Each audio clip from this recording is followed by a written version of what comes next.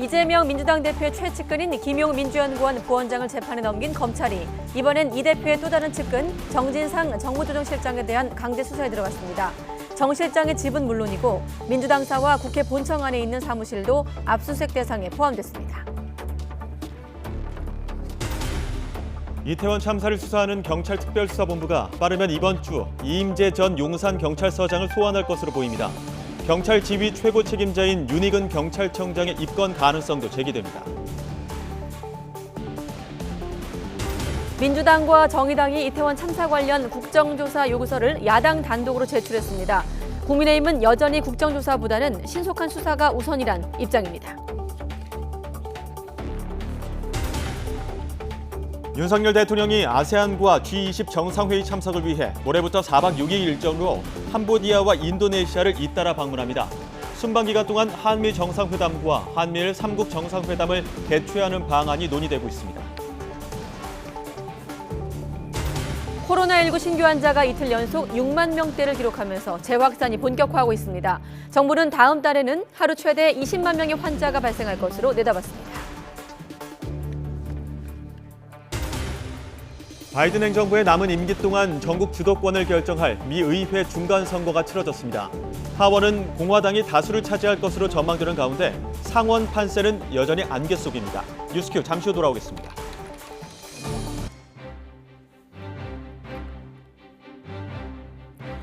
여러분 안녕하십니까? 가장 빠른 종합뉴스 뉴스큐 시작합니다. 네, 먼저 뉴스 시작 전에 들어온 북한 도발 속보부터 알아보겠습니다.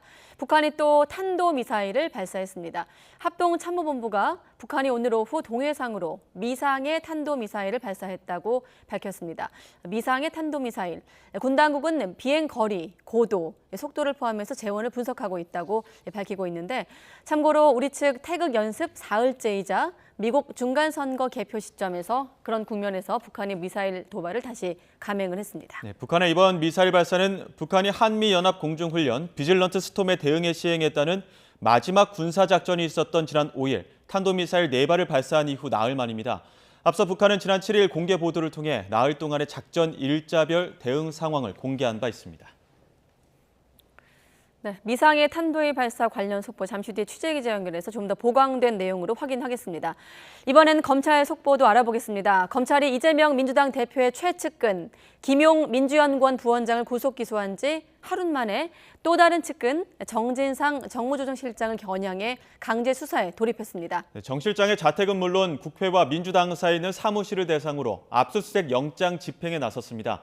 검찰은 과거 성남시와 경기도에서 이 대표를 보좌했던 정 실장이 대장동 일당에게서 1억 4천만 원어치 뇌물을 받은 혐의를 포착한 것으로 알려졌습니다. 취재기자 연결합니다. 나혜인 기자. 네, 서울중앙지방검찰청입니다. 네, 정 실장을 겨냥한 압수수색 지금도 진행 중입니까?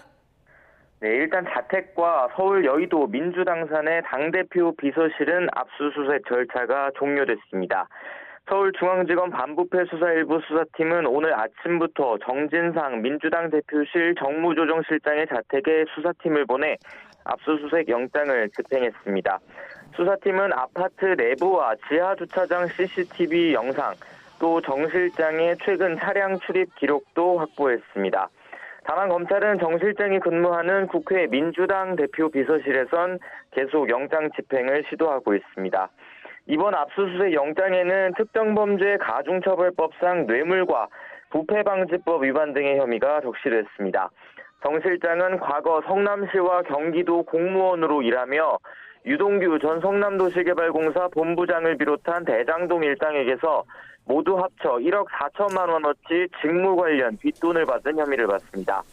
앞서 유 전 본부장과 남욱 변호사는 검찰 조사에서 2014년 지방선거 때 5천만 원, 재작년 4천만 원 등을 정 실장에게 전달했다고 진술한 것으로 알려졌습니다.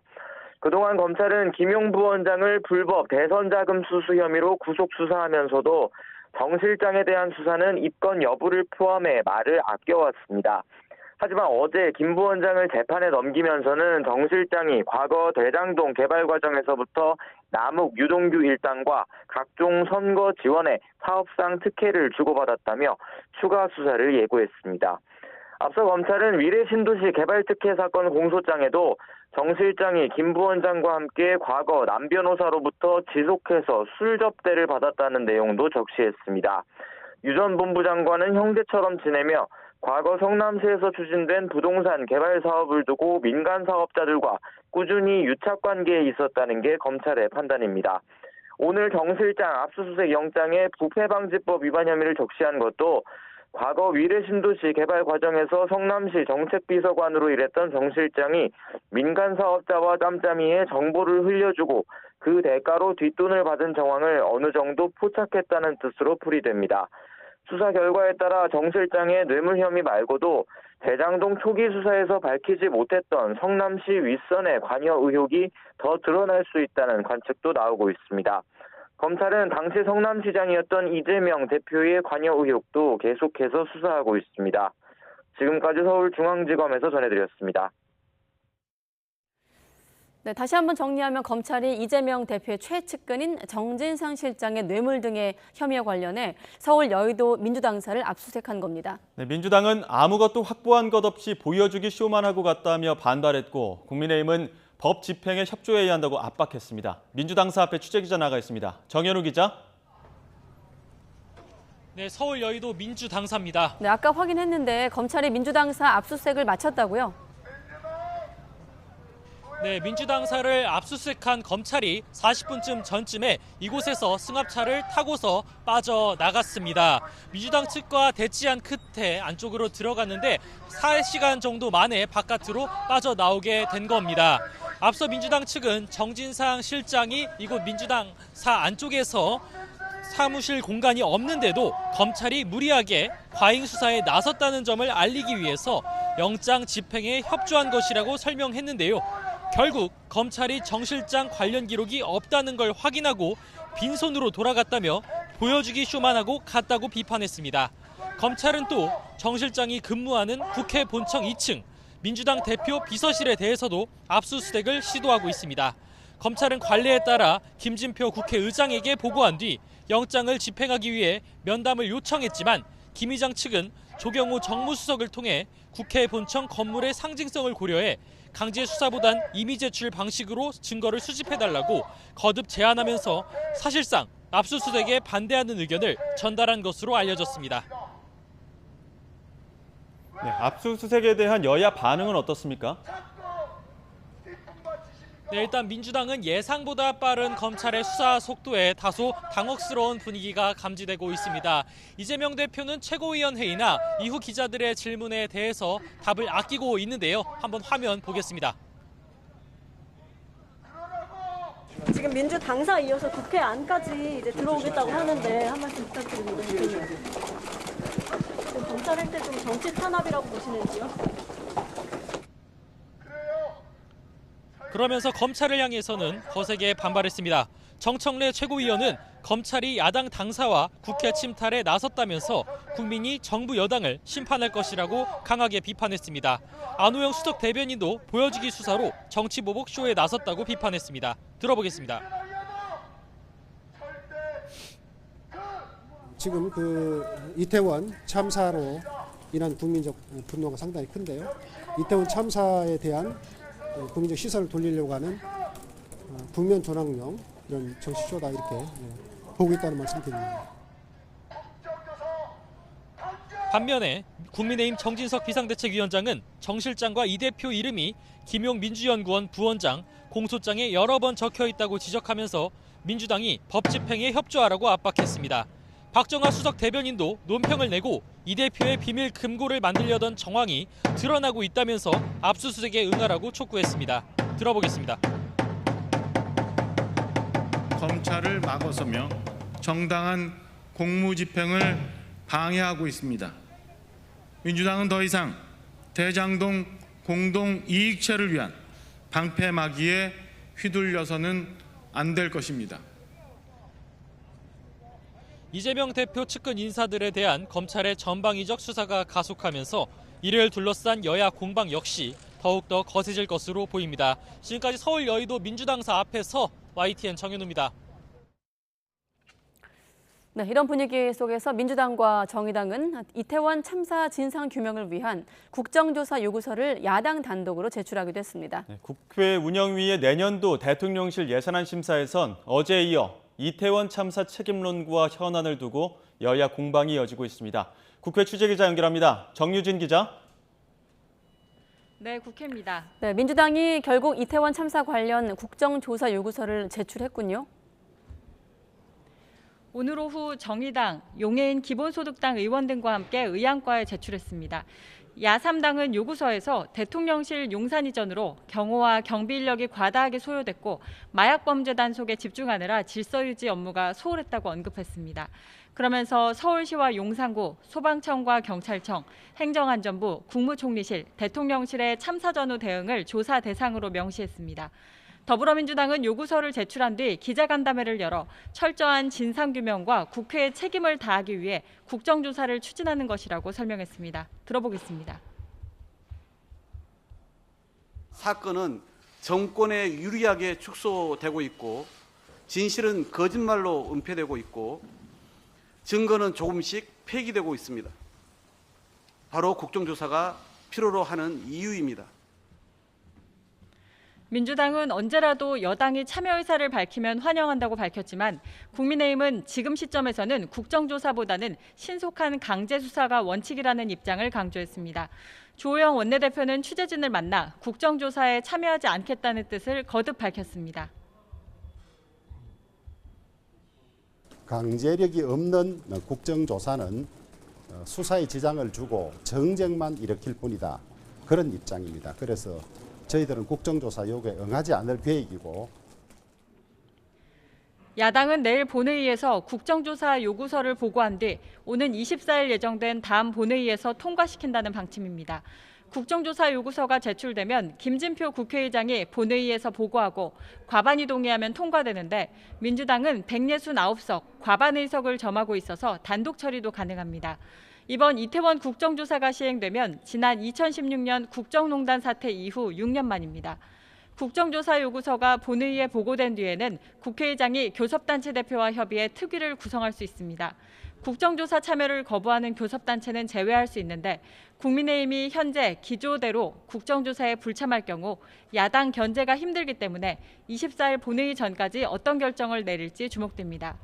이런 가운데 여야 지도부는 오늘 각각 이태원 참사 현장을 방문하는데요. 국민의힘은 비대위원들과 이태원 사고조사특위 위원들이 오늘 오후 이태원 참사 현장을 찾고 이태원 파출소와 이태원 119 안전센터도 잇따라 방문해 참사 당시 대응 상황 등을 점검할 계획입니다. 더불어민주당 지도부도 오늘 오전 용산소방서를 방문했는데 이태원 참사와 관련해 용산소방서장이 입건된 것을 두고 정부가 경찰과 소방관 등 일선 공무원에만 책임을 전가하는 꼬리 자르기를 하고 있다고 비판했습니다. 네, 오늘 국회 운영위에서는 대통령실 예산 심사가 진행되고 있죠. 오후 운영위원회에서는 대통령실 소관 내년도 예산안을 심사하고 있습니다. 어제에 이어 김대기 대통령실 비서실장, 강승규 시민사회 수석 등이 참석했는데요. 정부의 이태원 참사 대응에 대한 질타가 다뤄지고 있습니다. 특히 민주당 의원들은 부실한 정부 대응과 함께 재난관리 책임자들이 사퇴 의사를 밝히지 않은 점 등을 지적하고 있고 여당 의원들은 유가족 심리를 상담할 관리 지원 체계가 명확하지 않다면서 사고 예방과 수습을 위한 질의에 집중했습니다. 또 어제 이태원 참사 질의를 듣는 과정에서 강승규 시민사회 수석과 김은혜 홍보수석이 주고받은 웃기고 있네 메모를 두고도 야당 의원들의 질타가 이어졌는데요.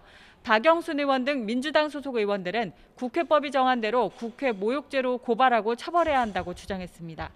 이 밖에도 대통령실 이전 비용 등을 두고 여야 공방이 진행 중입니다. 지금까지 국회에서 YTN 정유진입니다. 네, 그리고 이태원 참사 진상 규명을 위한 국정조사 움직임과는 별개로 정치권에선 희생자 명단을 공개할지 말지를 놓고도 날선 신경전이 벌어지고 있습니다. 민주당은 국민의 온전한 추모를 위해 희생자 공개는 당연하다고 밝혔는데 국민의힘은 참사를 악용하는 폐륜 행위라고 거세게 반발했습니다. 직접 들어보시죠.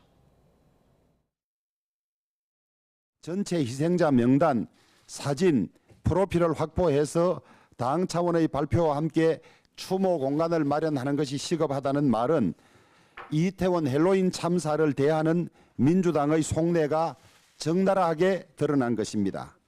이러한 발상은 비공개 수사 원칙을 규정하는 법률 위반일 뿐만 아니라 유가족의 슬픔을 정치적으로 악용하는 폐륜 행위입니다.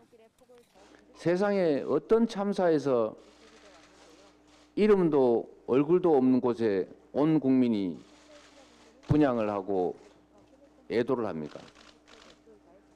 당연히 유족들이 반대하지 않는 한 이름과 영정을 당연히 공개하고 진지한 애도가 있어야 됩니다. 숨기려고 하지 마십시오. 숨긴다고 없어지지 않습니다. 네, 카메라에 쉽게 노출되는 국회 본회의장. 올해는 유독 정치권의 문자 노출 논란이 많았습니다. 사진 기자들의 순간 포착으로 드러난 문자들 하나씩 다시 한번 짚어보겠습니다. 문자 노출하면 가장 먼저 떠오르는 이모티콘이 있죠. 바로 체리따봉. 지난 10월 26일 권성동 당시 당대표 직무대행 겸 원내대표와 윤 대통령이 나눈 문자 메시지가 큰 파장을 일으켰습니다. 내부 총질이나 하던 당대표를 탐탁지 않아 하는 윤 대통령의 심기가 고스란히 드러났고 권성동 당시 당대표 직무대행의 리더십 논란부터 최고위원 줄 사퇴, 당 비상 상황까지 거치면서 그야말로 당 전체가 롤러코스터를 타야 했습니다. 문자 노출로 논란이 된 건 여당뿐만이 아닙니다. 더불어민주당 이재명 대표의 전쟁 문자. 지난 9월 1일 당시 이재명 대표의 보좌관이 보낸 문자로 대장동 관련 출석 요구서가 방금 왔습니다. 전쟁입니다. 라는 내용이었습니다. 이 대표의 국회 본회의장 자리는 사진 기자들이 휴대전화를 포착하기 어려운 각도라 의원들 사이에는 소위 명당으로 불립니다. 하지만 당시 이 대표가 비교적 찍기 좋은 각도로 문자를 보고 있어서 일부러 의도한 것 아니냐는 후문도 있었습니다. 감사원 실세로 불렸던 유병호 사무총장의 문자도 이 감사원의 중립성 논란에 불씨가 됐습니다. 지난 10월 5일 국무회의에서 유 사무총장이 이관섭 대통령실 국정기획수석에게 오늘 또 제대로 해명 자료가 나갈 겁니다. 무식한 소리 말라는 취지입니다. 이렇게 메시지가 포착이 된 겁니다. 유병호 사무총장은 국감장에서 이렇게 해명했는데요. 직접 들어보시죠.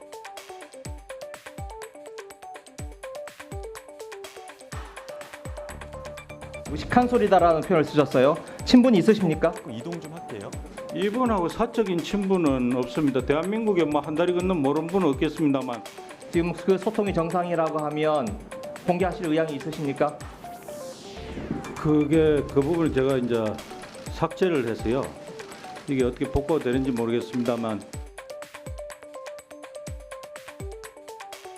네, 이렇게 문자 노출이 한 번씩 정치권의 파장을 일으키자 국회에서는 휴대전화를 보는 방법, 다시 말하면 몸을 사리는 방법이 다양해졌습니다. 보시는 것처럼 한동훈 장관처럼 최대한 몸을 숨기는 방법도 있고요. 책상 아래에서 조심스럽게 휴대폰을 보는 모습, 그리고 아예 덮어두거나 또 사생활 보호 필름을 붙여 카메라에 안 잡히게 하는 의원들도 생겨났죠. 이런 가운데 어제 국회 운영위원회 대통령실 국정감사에서 이번엔 김은혜 홍보수석이 적은 웃기고 있네 메모가 포착돼 논란이 일고 있습니다.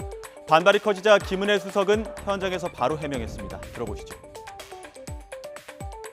강승규 수석과 제가 다른 사안으로 이야기를 하다가 그 안에 적은 거를 혹시나 이렇게 국감에서 의원님 말씀하신 것처럼 비춰질까 봐 우려돼서 제가 지웠습니다. 충분히 의원님들께서 그렇게 생각하실 수 있는 부분에 대해서 오해를 빚어지게 한 점 진심으로 죄송하게 생각을 합니다.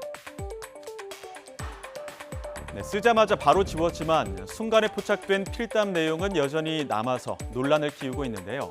정치인들의 문자 메시지 노출은 망신 수준으로 끝나는 경우도 있지만 자리를 내놓는 등 정치 생명과도 연결되는 경우가 있어 당 차원에서 문자주의보를 내릴 정도입니다. 하지만 매의 눈으로 이들의 문자 정치를 뚫어져라 지켜보는 카메라 불은 늘 켜져 있다는 사실도 알아야겠죠.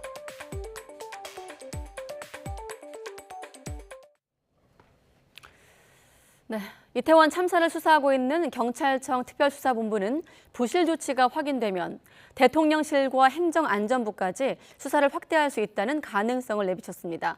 오늘부터 본격적으로 압수물을 분석하고 있는데 이임재 전 서울 용산경찰서장 등 피의자 소환도 임박한 것으로 보입니다. 현장에 취재기자 나가 있습니다. 김다현 기자.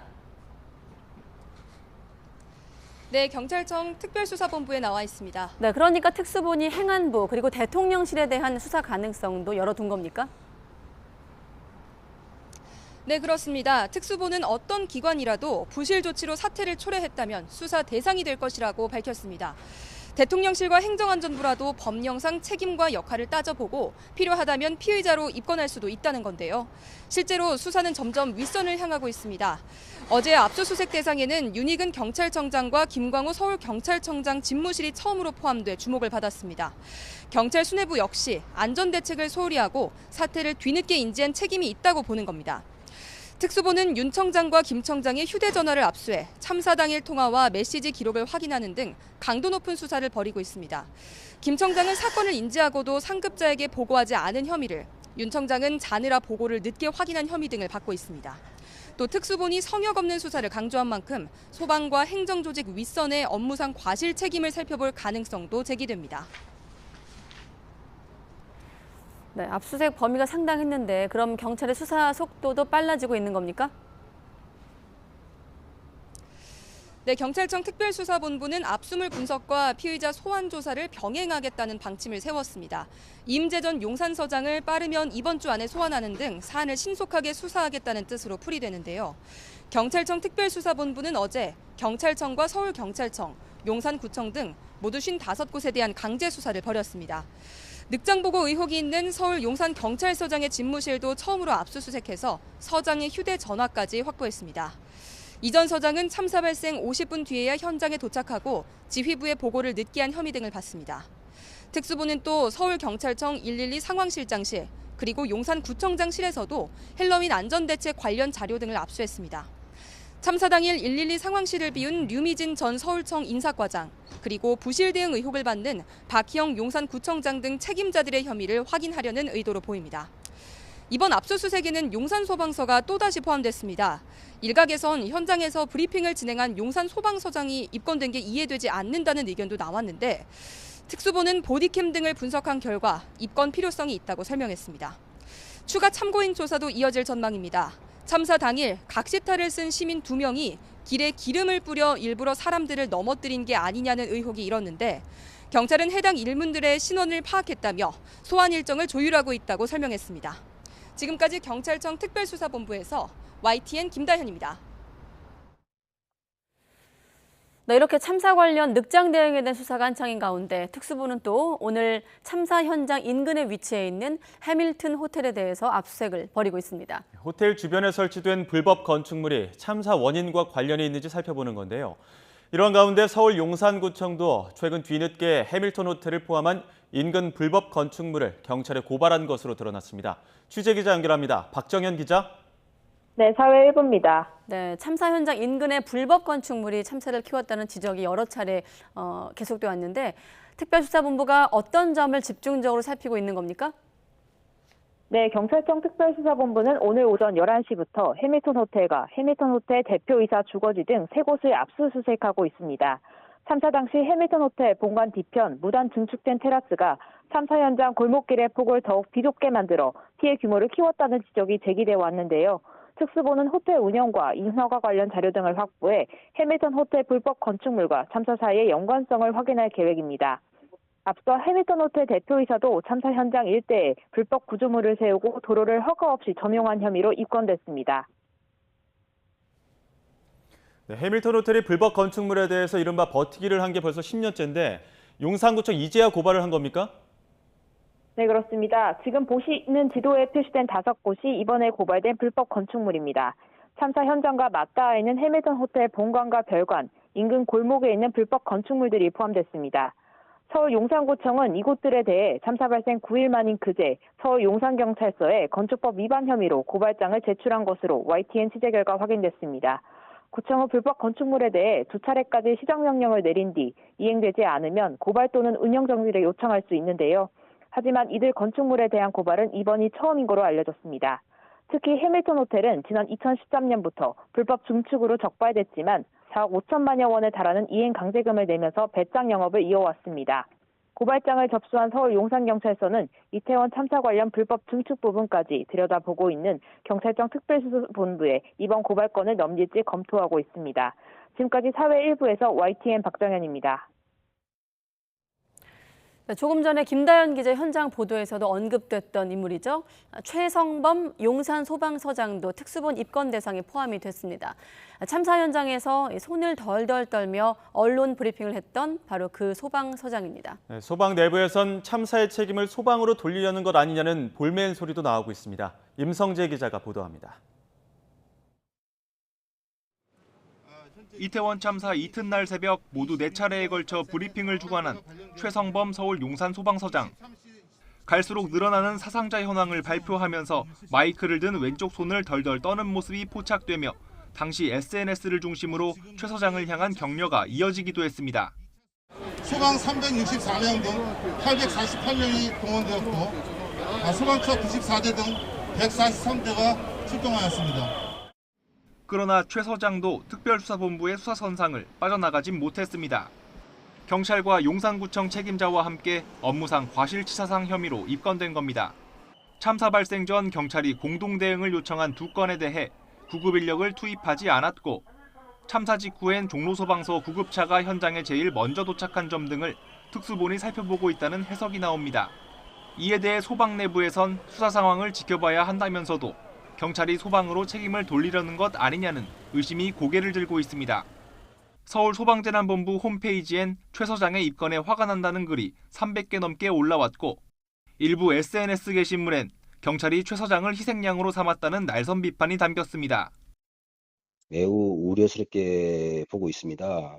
소방 현장에 대해서 전혀 모르는 그런 분들이 소방서장님을 잘못된 조치를 했다는 식으로 이렇게 몰아가는 것 같은데. 반면 경찰 내부에선 참사의 책임을 경찰에게만 과도하게 지우고 있다는 볼멘 소리도 나옵니다. 한 경찰관은 익명 게시판에 글을 올려 책임 떠넘기기로 비칠까 조심스럽지만 재난사고와 관련해서 경찰의 법적 지위는 긴급 구조지원 기관이란 점을 강조하기도 했습니다. YTN 임성재입니다. 네, 저희 뒤로 바로 이 좁고 경사지고 미끄러웠던 그 골목. 이태원 참사가 발생한 바로 그 순간 그 골목의 상황이 담긴 CCTV를 YTN이 확보했습니다. 참사 발생 2시간 전부터 사고 현장에선 시민들이 한 발 내딛기조차 어려웠던 상태였지만 다급한 112 신고에도 달라진 건 없었습니다. 참사 당시 영상은 국민적 트라우마를 고려해 되도록 방송하지 않고 있지만 이 영상은 참사 원인 규명에 필요하다고 판단해 공개합니다. 송지인 기자의 보도입니다. 이태원 참사 골목은 2시간 전인 저녁 8시 무렵부터 이미 인산인해였습니다. 시민들이 자체적으로 일방통행을 하면서 인파가 빠지기도 하지만 이태원역으로 나 있는 골목 아래쪽이 워낙 꽉 막힌 탓에 또다시 정체를 반복합니다. 저녁 8시 9분, 넘어지고 다치고 난리가 났다는 112 신고가 접수된 시점엔 이미 시민들이 골목에 사실상 갇혔습니다. 골목을 빠져나가려는 사람들과 들어오려는 사람들이 뒤엉킨 겁니다. 세 번째 112 신고가 접수될 무렵 시민들은 가게 난간을 붙잡거나 앞사람 어깨를 붙잡고 겨우 한 걸음씩 내딛지만 아직도 경찰관은 보이지 않습니다. 밤 9시쯤 접수된 5번째 신고에 가장 긴급한 상황인 코드 제로를 처음 부여한 경찰. 현장에 출동해 일대 시민들을 통제한 뒤 종결 처리했다지만 CCTV에 담긴 참사 현장은 달라진 게 없습니다. 결국 50여 분 뒤엔 떠밀려 내려오는 인파에 골목 아래쪽 시민들까지 속수무책으로 넘어집니다. 그렇게 파도처럼 쓸려 내려오는 인파에 팔을 들고 중심을 잡던 시민들은 10여 분 뒤엔 자리에서 골목 위쪽을 우두커니 바라봅니다. 골목 위쪽에서 참사가 난 겁니다. 경찰관 3명이 인파를 뚫고 골목 위로 다급히 뛰어 올라가 보지만 이미 늦었습니다. 서울 시내 집회가 마무리되고 야간 대기 중이던 기동대가 용산경찰서에서 처음 출동 지시를 받은 건 이로부터 1시간 뒤. 참사 발생 전까지 현장 질서 유지를 담당했던 경찰관은 이태원 파출소 소속 20여 명뿐이었습니다. YTN 송진입니다.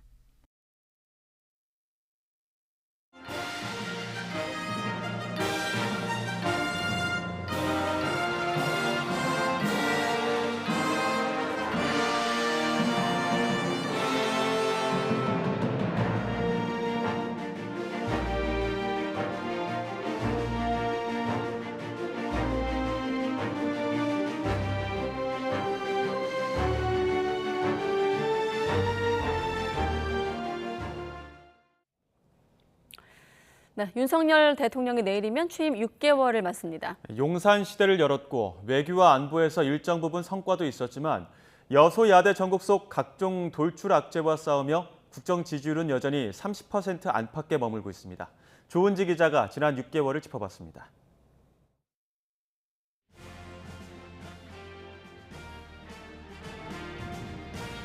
청와대를 떠나 용산시대 첫 출근길.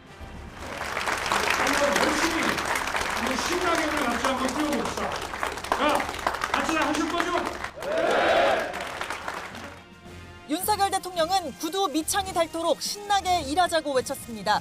탈원전과 소득주도 성장 등 전 정부 정책을 폐기하며 시장과 민간 주도로 탈바꿈에 나섰습니다. 매일 출근길 기자들과 약식 회견, 광주에서 임을 위한 행진곡을 부르는 모습, 서울 곳곳 깜짝 나들이까지 파격 행보가 이어졌습니다. 취임 11일 만에 열린 미국 바이든 대통령과의 정상회담에선 안보 동맹을 경제 기술 동맹으로 격상시켰습니다. 한미 양국은 글로벌 포괄적 전략 동맹으로서 이러한 도전 과제에 함께 대응해 나가면서 밀월 기간은 반짝, 장관 후보자들의 낙마와 검찰 편중 지적 등 인사 문제로 야금야금 균열이 생기더니 첫 해외 일정부터 민간인 사적 수행 논란으로 지지율 30%대가 무너졌습니다. 설상가상 이준석 전 대표를 둘러싼 국민의힘 내용 속에 윤 대통령의 이른바 내부 총질 메시지까지 포착됐습니다. 취임 100일 윤 대통령은 군골 쇄신을 외치며 대통령실 비서관급 이하 50여 명을 대대적으로 물갈이했고 이른바 윤핵관들의 이선 후퇴도 뒤따랐습니다.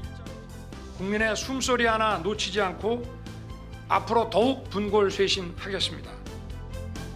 추석을 전후해 민생 행보, 약자 복지로 안정감을 찾으며 지지율을 회복하나 싶었는데 이어진 유엔 총회 등 순방에서 48초 한미 정상 환담 이후 불거진 비속어 논란이 성과를 뒤덮었습니다. 다시 한번 들어봐 주십시오. 국회에서 승인 안 해주고 날리면 이라고 되어 있습니다. 거짓으로 동맹을 이간하는 것이야말로 국익 자해 행위입니다. 이재명 더불어민주당 대표 최측근 수사에 서해 공무원 피격 사건 등 문재인 정부 관련 수사가 동시다발적으로 이어지며 여소야대 정국은 더 얼어붙었습니다. 과제도 첩첩산중, 글로벌 복합 위기에 민생 경제는 숨통이 트이지 않고 북한은 7차 핵실험을 예고하며 연일 도발을 이어가고 있습니다. 이런 상황에서 이태원 참사가 터졌습니다. 윤 대통령은 사고 수습과 사후 조치에 앞장섰지만 책임자 경질엔 일단 선을 그은 상태입니다. 책임이라고 하는 것은 있는 사람한테 딱딱 물어야 되는 거지 그냥 막연하게 다 책임져라. 그거는 현대사회에서 있을 수 없는 일이에요. 윤 대통령은 각종 돌출 악재와 마주하며 취임 6개월을 보냈습니다. 낮은 지지율에도 불구하고 대통령실은 경제 청사진을 그리고 외교와 안보를 정상화한 국정의 포석을 놓은 시간이라고 평가했습니다. YTN 조은지입니다. 네, 대통령 취임 이후 6개월 동안 경제 정책은 대외 변수로 인한 고물가, 고금리, 고환율로 고전을 거듭했습니다. 반면 할당 관세 0% 조정으로 고물가 타격을 줄였고 원전과 방산, 배터리 수출 경쟁력은 강화했다는 평가입니다. 이승윤 기자의 보도입니다.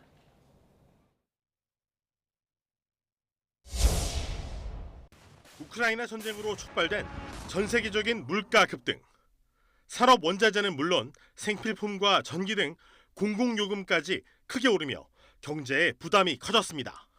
지금 정부가 물가 관리하는 게 좀 체감이 되십니까? 잘 하고 있다? 좀 더 노력을 해야 될 것 같아요. 근데 이제 세계적으로 네. 다른 상태니까 네. 어떻게 할 수도 없겠지만.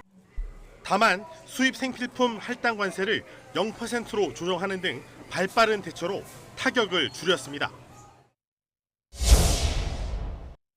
지난 정부 시절 과열됐던 부동산 시장은 고금리 시대를 맞아 오히려 침체가 걱정되는 상황입니다.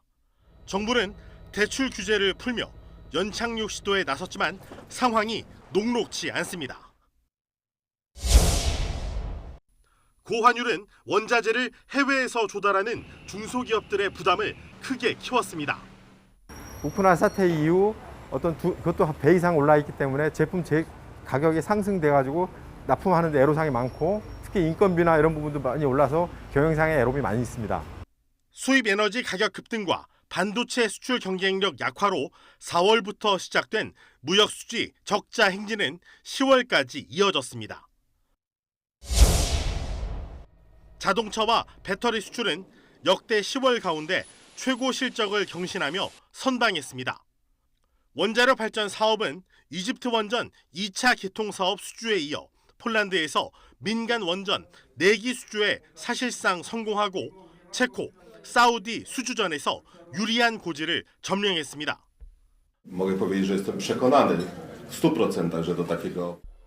방위산업 분야도 전망이 좋습니다. 폴란드의 K9 자주포와 국산 다연장 로켓, 천무 등의 수출에 성공하며 올해만 24조 원으로 역대 최고 수주액을 기록했습니다. 다만 우리 기업들이 미국에 대규모 투자를 약속했는데도 바이든 행정부의 인플레이션 감축법 입법에 선제적으로 대응하지 못한 점은 아쉬움으로 남습니다. 분배보다는 성장에 초점을 맞춘 윤석열 정부의 경제 정책이 국내외 악재를 딛고 우리 경제의 성장 동력을 회복할 수 있을지 관심이 쏠리고 있습니다. YTN 이승윤입니다. 네, 취임 6개월을 맞은 윤석열 대통령, 모레부터는 4박 6일 일정으로 동남아에서 잇따라 열리는 아세안과 G20 정상회의에 차례로 참석을 합니다. 대통령실은 순방을 계기로 한미 정상회담이 조율 중인데 중국 시진핑 국가주석과도 자연스럽게 만날 기회가 있을 거로 보인다고 설명했습니다. 박사경 기자가 보도합니다. 윤석열 대통령이 모레부터 오는 16일까지 4박 6일 동남아 순방길에 오릅니다. 이태원 참사로 막판까지 고심했지만 예정된 외교 일정은 그대로 진행하기로 한 겁니다. 윤 대통령은 우선 모레부터 캄보디아 프놈펜에서 열리는 한 아세안 정상회의와 아세안 플러스 한중일 정상회의에 참석합니다. 13일에는 동아시아 정상회의 EAS에서 영내외 주요 안보 현안을 논의하는데 대북 관련 내용이 주요 의제로 다뤄질지 관심입니다.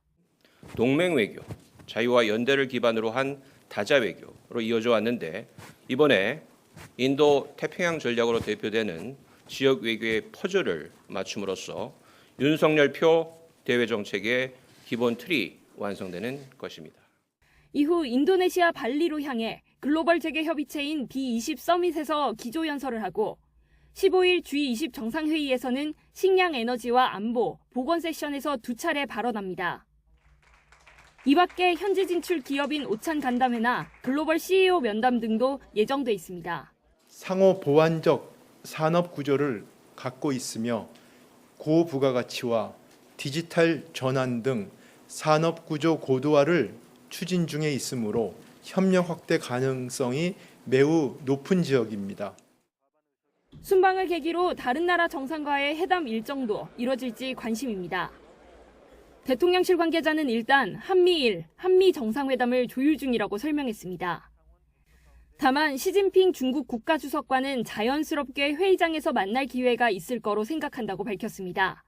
이에 따라 중국과의 공식 회담 가능성은 낮아 보입니다.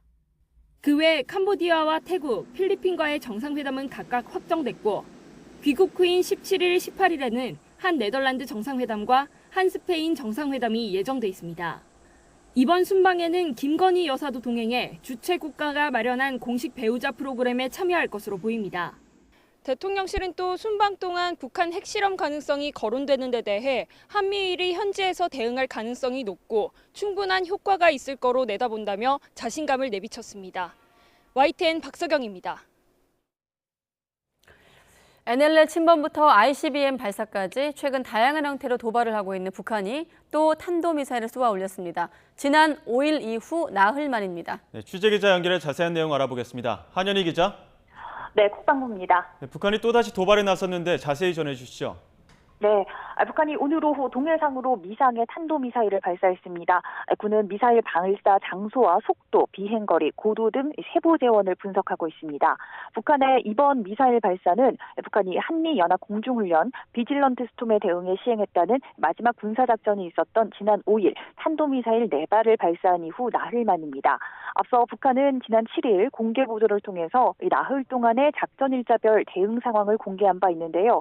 당시 나흘 동안 사상 처음으로 북방 한계선 NLL을 넘긴 미사일과 대륙간 탄도미사일 ICBM을 포함해서 30발 이상의 미사일을 발사한 뒤 또다시 도발에 나선 겁니다. 현재 우리 군은 북한 핵과 미사일 등 다양한 위협에 대비한 지휘소 연습인 태극 연습을 사흘째 진행 중입니다. 북한은 각종 매체를 동원해서 태극 연습을 두고 컴퓨터 모의 훈련이라고 해서 침략적, 공격적 성격과 위험성이 없어지는 것이 아니라며 반발하고 있습니다. 또 현재 미국 중간선거 개표가 진행되고 있는 시점이기도 해서 북한의 의도가 주목됩니다.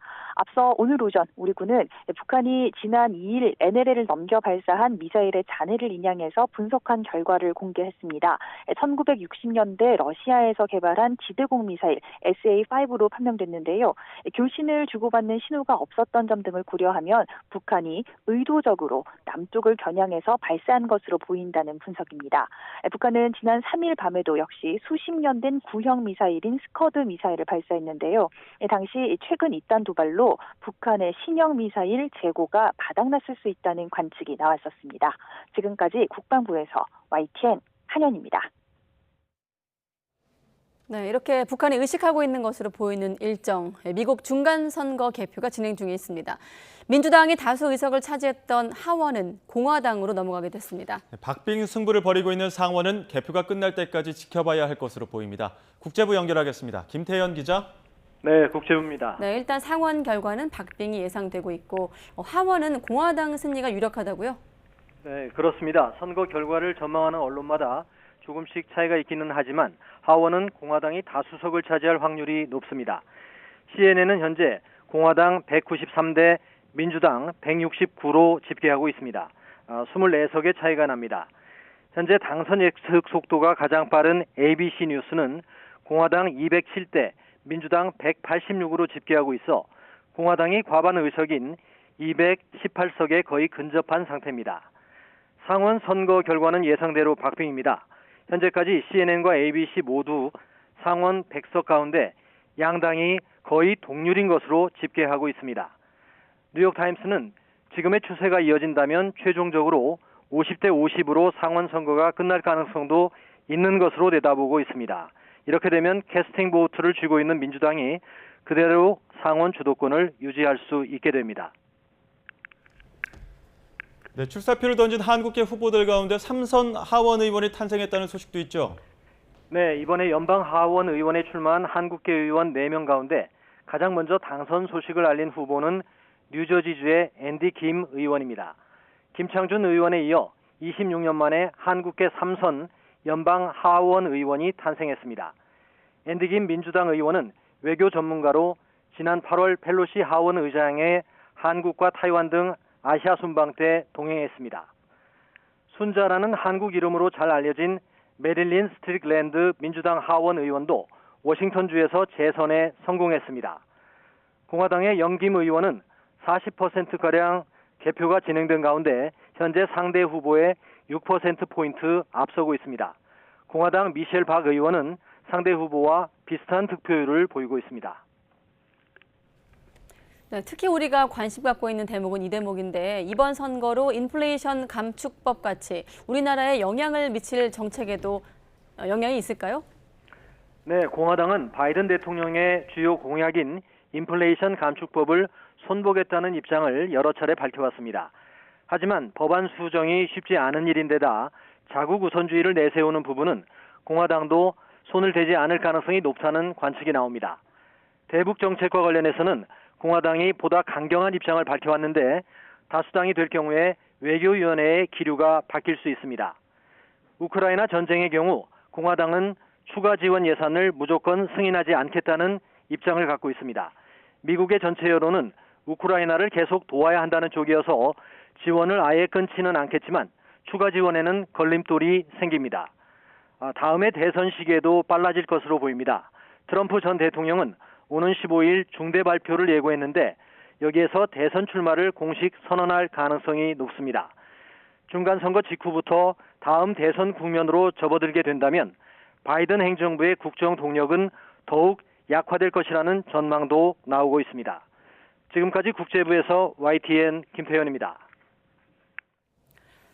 네, 그럼 출구조사는 어땠을까요? 현재 시각으로 이렇게 8일 치러진 미국 중간선거에서 예상대로 인플레이션과 낙태권이 유권자의 선택에 가장 큰 영향을 미친 것으로 나타나고 있습니다. 조 바이든 미국 대통령에 대한 지지율은 45%로 4년 전 중간선거 때 도널드 트럼프 당시 대통령의 지지율과 비슷했습니다. 이동원 기자의 보도입니다. CNN과 NBC, ABC 등 미국 방송사들이 의뢰해 에머슨 리서치가 실시한 출구조사 결과 투표자의 70% 이상이 현재 미국이 나가는 방향에 만족하지 않는다고 답했습니다. 이 가운데 30%는 분노한다고까지 밝혔습니다. 투표에 영향을 미친 핵심 요인을 묻는 질문엔 32%가 인플레이션을 꼽았습니다. We've got to do something to reverse the inflationary trend. That and the Democrats are spending out of control. Congress is spending out of control. That needs to come back in line. 낙태 문제를 핵심 요인으로 꼽은 투표자는 27%였습니다. The abortion rights are really big right now. As a woman, I feel like it's really important to protect our health and those who can't help themselves. 이어 범죄와 총기 정책, 이민 문제 등이 뒤를 이었습니다. 응답자의 46%는 가계의 경제 사정이 2년 전보다 나빠졌다고 지적했고 좋아졌다는 답변은 16%에 불과했습니다. 조 바이든 대통령에 대한 지지율은 45%였습니다. 4년 전 중간선거 때 당시 트럼프 대통령의 지지율과 비슷한 수치로 2024년 대선에서 바이든 대통령의 재출마를 원치 않는다는 응답이 약 70% 나왔습니다. 응답자의 70%가 미국의 민주주의가 위협받고 있다고 평가했는데 조만간 대선 출마를 선언할 것으로 보이는 트럼프 전 대통령에 대해서는 60%가 부정적인 입장을, 40%가 우호적인 입장을 보였습니다. YTN 이동원입니다.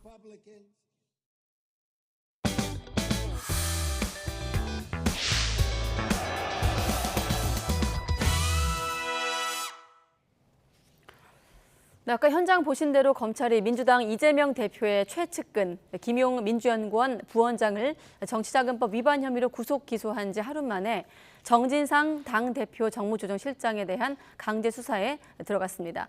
어제 대통령실 국정감사 도중에 언론에 포착된 웃기고 있네란 필담의 여진도 이어지고 있습니다. 오늘은 김재섭 국민의힘 서울 도봉갑 당협위원장, 또 장현주 전 더불어민주당 민원법률국 변호사와 함께하겠습니다. 네, 두 분 안녕하십니까? 네, 안녕하세요. 안녕하십니까? 네, 이 대표의 최측근이자 이른바 오른팔 정진상 실장에 대한 강제 수사에 들어가 있는 상황입니다. 어제 김용 부원장 기소한 지 하루 만에 들어간 압수수색 어떻게 좀 해석하고 계십니까? 먼저 여쭤볼게요. 사실 어제 이제 말씀 주신 것처럼 김용 부원장에 대해서는 이제 불법 정치 자금을 수수한 혐의로 구속 기소가 어제 되었습니다. 네. 근데 그 공소장에는 정작 핵심이라고 할 수 있는 이재명 대표가 공범으로는 일단 적시되지 않은 것으로 알려져 있습니다. 그러니까 그렇기 때문에 검찰 입장에서도 과연 그 정진상 실장이나 김용 부원장 같은 이재명 대표의 측근들을 지금 네. 혐의로 엮는 것까지는 뭐 성공할지 모르겠지만 결국 이재명 대표까지 올라갈 수 있을지 이 부분에 대해서 수사가 얼마큼 진행되고 있는지에 대해서는 좀 우려가 있는 것 같고요. 네. 그리고 오늘 압수수색이 진행된 것은 김용 부원장이 아닌 이제 또 다른 측근이라고 할 수 있는 정진상 실장에 대한 혐의입니다. 네. 혐의는 알려진 대로 대장동 의혹 그 일당들에게 이른바 이제 특가법상 뇌물을 받았다는 혐의인데요. 이제 2013년부터 한 2020년까지 수회에 걸쳐서 1억 한 4천만 원을 수수한 혐의를 받고 있습니다. 그 네. 관련해서 민주당의 정진상 대표실 비서실장이기 때문에 그 비서실 사무실에 대해서 압수수색을 나왔지만 사실 민주당 입장에서 보면 당사에 비서실이 있기는 합니다. 하지만 정진상 비서실장이 근무했던 개인 공간이 없는 상태였기 때문에 처음에는 이곳에 압수수색을 나오는 것 자체가 위법하고 무리한 것이다라는 얘기를 해서 그래서 처음에 좀 이렇게 앞에 좀 내리고 못 들어오게 하는 이런 모습들이 연출이 됐었는데요. 네. 결국에 가서는 이제 민주당에서는 이 법원에 나왔던 그 압수수색 영장의 범위를 넘는 검찰이 위법한 압수수색을 하고 있다라는 취지에서 오히려 문을 열어주고 이 자리, 그러니까 민주 당사 내부에 정진상 실장이 근무한 공간이 없었다는 것을 확인시켜주고요. 그리고 압수수색물이 전혀 없이, 압수한 것 없이 검찰이 빈손으로 지금 철수했다는 얘기들이 나오고 있습니다. 아, 그렇군요. 현재 진행형이기 때문에 한 가지만 더 변호사님께 여쭤보면 압수수색 관련해서 당사는 끝났고 자택도 종료가 됐고 지금 국회 본청에 있는 당대표 비서실에 대한 압수수색이 시도 중인 거죠. 정리를 하면. 그렇습니다. 근데 그곳은 이제 아시겠지만 국회에 있는 국회 2층의 본청에 이제 비서실이 있긴 있습니다. 네, 거기에 두 개가 이제 다른 게 정실장이- 어떤 게 다른 건가요? 당사와 국회 본청에 있는 사무실? 일단 대부분은 대표실과 그 대표 비서실을 근무하시는 분들은 본청에 계십니다. 아마 국민의힘도 마찬가지일 것 같은데요. 대부분 대표가 본청에서 활동을 많이 하기 때문에 국회 본청 2층에 있는 사무실에서 대부분 활동을 하고 그게 이제 사무실들도 마련이 돼 있습니다. 그러나 이제 당사에까지 와서 국회 외부에 있는 당사에까지 와서 정진상 실장이 근무했던 적은 없었기 때문에 이번 압수수색 범위 안에 당사를 넣는 것 자체가 무리했다라는 이제 주장이 있는 것이고요. 네. 지금 일단 국회 본청으로 검찰이 압수수색을 들어와야 되는 상황이기 때문에 김진표 국회의장이 일단 국회라는 곳이 상징성이 있기 때문에 이미 제출의 형식으로 해야 되는 거 아니냐라고 일단 얘기를 해놓은 상태입니다. 네, 민주당 입장은 들어봤는데 국민의힘 같은 경우는 이제 법 집행에 협조해야 된다면서 이재명 대표를 이를테면 몸통으로 지목하고 있어요. 그렇죠. 이제 사실은 이 대장동 의혹이라고 하는 것이 하루 이틀 된 문제는 아니고 지금 네. 정진상 실장과 김용 부원장에 대한 뭐 기소 이런 내용들이 네. 어떻게 보면은 지금 정치 자금에 관련된 내용이지만 결국에는 이 대장동 사건이라고 하는 큰 사건 안에 갈래로서 파생되는 것이거든요. 그러니까 검찰 입장에서는 이 대장동 수사를 굉장히 오래 했던 입장으로서 네. 아마 정진상 실장 그다음에 김용 부원장에 대한 기소에 자신이 있었다라고 저는 생각이 됩니다. 예. 굉장히 오랫동안 수사가 됐었고 무엇보다도 얼마 전에 유동규 그 전 본부장이 나오면서 어떤 언론 인터뷰했던 내용이 제가 굉장히 인상 깊게 봤던 것이 있는데 네. 우리 검찰이 생각보다 수사 잘하더라 이런 얘기를 뭐 이런 취지의 이야기를 한 적이 있었거든요. 그 얘기 뭐냐면 결국에는 이 대장동 사건과 관련돼서 언론에 공개되지 않는 것, 그다음에 우리 대중들이 아직까지 알지 못하는 내용들 가운데서도 검찰이 상당 부분 수사를 진행해 놓은 부분이 있다 이렇게 저는 충분히 유추가 된다고 생각합니다. 그래서 네. 이 검찰의 지금 압수수색과 기소는 상당 부분 이번 수사에 자신이 있다라는 어떤 자신감의 발로라고 생각이 되고요. 사실은 이제 뭐 이 정당도 그렇고 국회에도 그렇고 검찰이 압수수색을 한다는 것이 정치적으로는 굉장히 부담스럽습니다. 근데 그럼에도 불구하고 불가피할 수밖에 없는 것은 사실은 지금 이번 사건이 결국 정치 자금 아니겠습니까? 네. 이재명 대표의 대통령 선거와 관련된 정치 자금인데 정치 자금과 관련된 그 내용들을 확보하기 위해서는 사실은 이 대선 캠프를 압수수색하는 게 가장 좋겠죠. 그럼에도 불구하고 사실 지금은 대선 캠프가 해체된 지 이미 수개월이 지난 상황이고 네. 가장 직무 연관성이 있다고 보여질 어떤 정당 내 그 민주연구원의 사무실이라든지 아니면 이재명 대표 비서실의 어떤 뭐 사무실이라든지 가장 그나마도 직무 연관성이 있는 쪽으로 갈 수밖에 없다라고 하는 것이 이제 검찰의 입장이기 때문에 네. 저는 이 불가피한 절차다 이렇게 생각이 됩니다. 네, 불가피한 절차다. 김진표 의장 같은 경우는 정무수석 통해서 검찰에 이미 제출 형식으로 제안을 하기도 했던데 그럼 사실상 반대 의견을 전달한 건가요? 그렇습니다. 강제 수사라는 건 말 그대로 검찰이 그 공간에 들어와서 네. 검찰 스스로 이제 자료를 찾아서 압수를 해가는 과정이기 때문에 이미 제출을 한다는 것은 강제 수사를 사실상 거부했다라고 봐야 될 것 같습니다. 네, 지금 이루어지고 있는 어떤 검찰의 흐름에 대해서 좀 여쭤봤는데 지금 언론 제목들이 다 이재명 대표의 두 인물 다 김용 부원장, 정진상 실장 다 이재명 대표 이를테면 복심 최측근이기 때문에 이 대표를 그 검찰의 칼끝이 겨냥을 하고 있다라고 표현을 하고 있습니다만 일단 공모 여부는 밝히지 못하고 있는 상황 아니겠습니까? 공소장에 이제 이재명 대표 이름은 언급이 되지만 적시하지 못했다 이렇게 알려주고 있는데 이 부분은 어떻게 보고 있을까요? 뭐 단계라고 생각합니다. 사실 누가 봐도 이재명 대표 스스로도 이야기했듯이 네. 정진상 실장과 김용 부원장은 이재명 대표의 최측근이라고 불리는 분입니다. 그 이들이 지금 받고 있는 혐의는 네. 정치 자금이고 그 정치 자금이라고 하는 것이 결국 이재명 대표의 대통령 선거를 위한 정치 자금이었음을 생각해 보게 되면 결국 이번 정진상, 김용에 대한 수사와 기소는 이재명 대표와 결코 무관할 수가 없는 것이죠. 다만 이제 이재명 대표가 야당 대표이고 현직 야당 대표를 직접 공수장에 적시하기에는 사실 정치적 부담이라는 것도 굉장히 크다라고 생각이 됩니다. 거기에 대한 뭐 정치권에 대한 검찰의 나름의 존중 같은 것도 저는 그 안에 담겨 있을 거라고 생각이 되고 네. 그래서 아마 김용 부원장과 정진상 실장에 대한 수사가 상당 부분 진척이 좀 된다 그러면 그걸 확실한 연결고리 내지는 물증이 발견된다고 한다 그러면 이재명 대표에 대한 수사 및 기소도 곧 머지않은 일인 것 같다라는 생각도 좀 듭니다. 네, 한 가지만 더 여쭤보면 야당 같은 경우는 사실 애도 기간 동안 물론 이제 잠재되어 있던 수사 내용들이 좀 나온 것도 측면도 있습니다만 참사 국면 전환용이다 이렇게 주장을 하고 있는데 여기에 대한 반론을 제기하신다면요? 글쎄요. 저는 좀 그렇게 생각하지는 않는 것이 얼마 전에 민주당사 내에 민주연구원에 있는 네. 김용 부원장의 사무실 압수수색했을 때를 기억하실 겁니다. 네. 당시에 이제 민주당에서 했던 얘기가 뭐냐면 어떻게 국감기간에 야당의 당사에 들어올 수 있느냐라는 이 야당의 입장 표명이 있었거든요.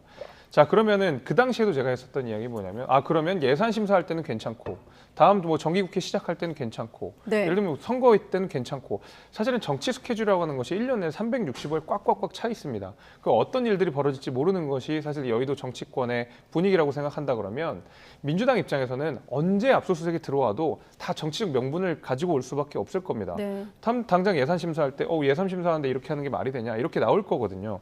저는 그런 의미에서 이미 대장동 수사라고 하는 것이 1년 동안 굉장히 지난하게 끌려왔고 이제서야 속도가 좀 붙는 상황이다라고 생각해 보면 이것을 네. 국면 전환용이라고 생각하지 않고 오히려 미뤄졌던 수사들, 그다음에 속도를 붙어야 되는 수사들이 속도를 내고 있다 이렇게 저는 생각이 듭니다. 여기에 대한 변호사님 답변까지 듣고 다음 현안 질문 드릴게요. 저는 뭐 위원장님께서 그런 우려를 가지실 수 있다고 충분히 생각합니다. 네. 다만 이제 국면 전환이냐 아니냐 이걸 떠나서요. 저는 좀 다른 새로운 시각이 있는데 오늘 이제 민주당사에 들어왔던 압수수색은 빈손으로 끝났기 때문에 검찰에서도 정진상 실장이 이곳으로 출근하지 않았다는 사실을 충분히 인지했을 가능성도 있습니다. 그럼에도 당사에 또다시 압수수색을 와서 뭔가 저런 거부하는 모습을 만드는 이유에 대해서 많은 분들이 좀 의문을 가지시는데요. 그 일전에 앞선에 있었던 그 김용 부원장에 대해서도 압수수색을 시도했을 때 민주당에서 거부를 했던 적이 있습니다. 네. 그리고 나서 김용 부원장 구속영장이 청구가 됐을 때 그 부분이 증거인멸 부분으로 영장이 나온 부분이 있었거든요. 그 부분은 분명히 민주당사의 압수수색 영장 집행이 무산됐던 부분도 반영이 됐다라는 것이 대부분의 법조인들의 의견입니다. 그렇기 때문에 오늘 저는 이 시점에 다시 당사의 압수수색이 나오고 그럼 네. 당사에 나왔을 때는 압수수색을 당연히 순순히 문을 열어줄 리는 없잖아요. 그러면 또 거부하는 그림이 나오게 된다면 저는 다음 수순으로 당연히 정진상 실장에 대한 어떤 신변 확보, 그러니까 이제 압수수색을 넘어선 체포나 구속 같은 강제 수사를 염두에 두고 있다라고 판단이 되고 있습니다. 네. 여야의 시각에서 검찰의 수사 내용을 들여다봤고 검찰의 어떤 수사 내용은 속보를 통해서 다시 한번 확인하기로 하겠습니다. 자, 그리고 참사 이후 불필요한 언행들이 여기저기서 들려오고 있는 가운데 어제 국회 운영위 국정감사 자리도 꽤 소란스러웠습니다. 웃기고 있네라는 메모, 필담이 포착이 됐는데 당시 상황 먼저 보겠습니다. 오영환 의원님 질의해 주십시오. 네, 오영환입니다. 먼저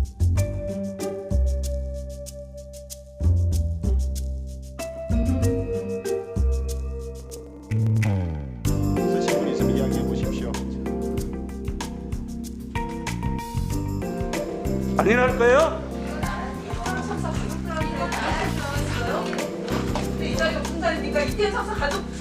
자, 잠깐만요. 모두 저를 통해서 이야기해. 자, 잠깐만요. 모두 저를 통해. 사실은 그 사안은 강승규 수석과 제가 다른 사안으로 이야기를 하다가 그 안에 적은 거를 혹시나 이렇게 국감에서 의원님 말씀하신 것처럼 비춰질까 봐 우려돼서 제가 지웠습니다. 오해를 빚어지게 하는 점 진심으로 죄송하게 생각을 합니다. 그걸 잘 납득을 하겠습니까? 강성규 수석 이야기해 보세요. 그렇습니다. 사적으로 둘이 나눈 대화에 제 메모지를 김은혜 수석과 나누고 그냥 지워버린 겁니다. 혹시 사적 대화 내용을 말씀하실 수 있습니까? 그건 얘기 들 수 없습니다. 아니, 그런 걸 바로 이야기해야 오해가 풀릴 수 있죠. 사적 대화를 여기서 공개할 이유는 없다고 생각합니다.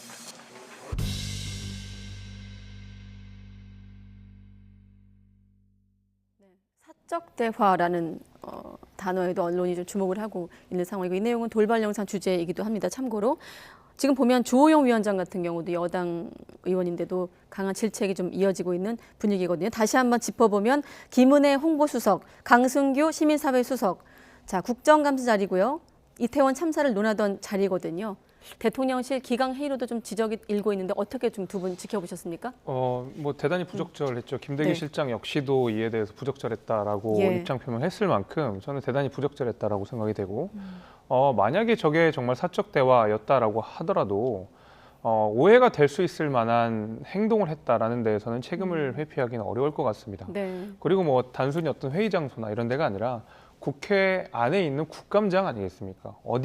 사실 어떻게 보든 여기는 공식적인 자리다. 굉장히 그 대통령실의 모든 구성원들이 무게를 갖고 책임감을 갖고 임해야 되는 자리다라는 네. 것을 생각해 본다고 하면 그것이 아무리 사적 대화라고 하더라도 오해를 빚었다라는 점 자체에 대해서 저는 큰 책임을 느껴야 된다라는 생각이 들고요. 네. 무엇보다도 저것이 사적 대화라는 전제 아래에서도 왜 굳이 저 자리에서 사적 대화를 했어야 되느냐라는 비판도 피하기는 어려울 것 같습니다. 네. 그래서 어떤 측면으로 보더라도 김은혜 수석과 강승규 수석의 저런 사적 필담은 부적절했다라고 볼 수밖에 없을 것 같습니다. 네, 책임의 범위는 어디까지일까요? 이를테면 뭐 대통령이 사과까지 해야 된다는 게 또 비판하는 목소리의 한 시각인데 어떻게 보십니까? 뭐 대통령이 직접 나서서 사과할 문제는 아닌 것 같고요. 네. 어제 이제 김은혜 홍보수석이 직접 밝혔던 것처럼 본인이 사과하는 것이 가장 중요할 것 같고, 네. 그다음에 김대기 실장이 직접 나서서 부적절했다라고 잘못을 좀 인정한 부분이 있지 않겠습니까? 그래서 예. 사실은 이것이 어떤 대통령의 입김이 작용해서 어떤